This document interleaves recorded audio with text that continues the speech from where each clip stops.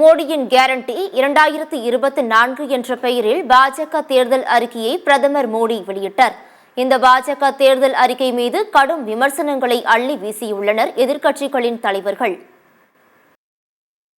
லட்சம் ரூபாய் தொடங்கி 2 கோடி பேருக்கு வேலை வாய்ப்பு என்ற நிலையில் எந்த வாக்குறுதியும் அவர்கள் நிறைவேற்றவில்லை. அவர்கள் வாக்குறுதி சொல்வதே நிறைவேற்றாமல் இருப்பதற்காகத்தான்.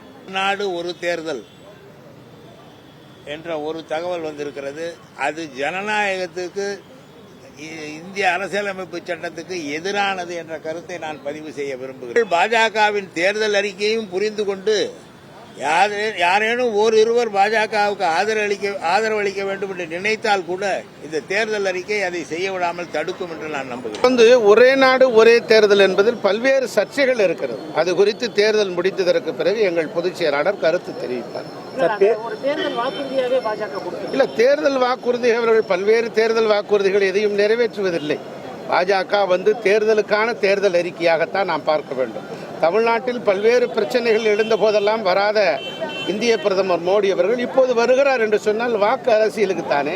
ஆகவே இதுவும் வாக்கு அரசியலுக்கான தேர்தல் அறிக்கையாக நீங்கள் பார்க்க வேண்டும்.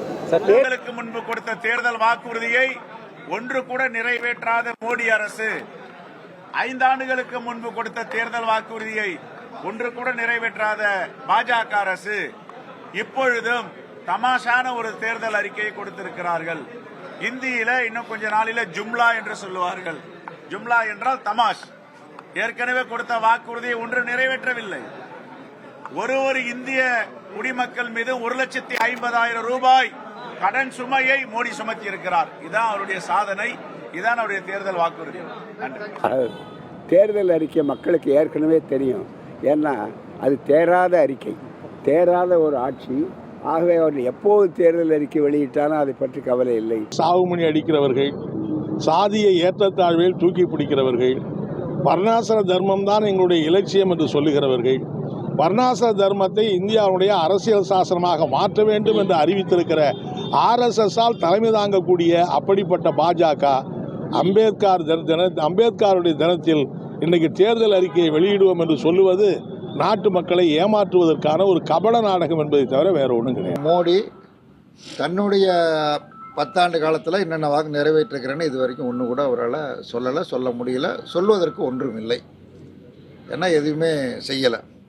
அப்படி எதுவுமே செய்யாமல் இப்போ கவர்ச்சிகரமான தேர்தல் அறிக்கையை வெளியிட்டு வாக்குகளை பெறலாம் என ஒரு கட்சி முயற்சிப்பது என்பது மக்களை ஏமாந்தவர்களாக, மக்களை எதை சொன்னாலும் கேட்பார்கள் என்று மோடி கருதலாம், பிஜேபி கருதலாம். மக்கள் ஒன்றும் அப்படியெல்லாம் ஏமாளிகள் அல்ல, மிகவும் விழிப்புணர்வோடு இருக்கிறார்கள்.